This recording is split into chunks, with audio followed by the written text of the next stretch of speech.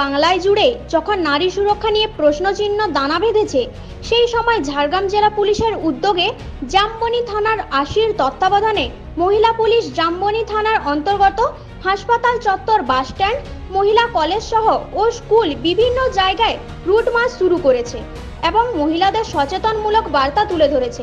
ঝাড়গ্রাম জেলায় যে কোনো সমস্যার তৎপর ঝাড়গ্রাম জেলা পুলিশ।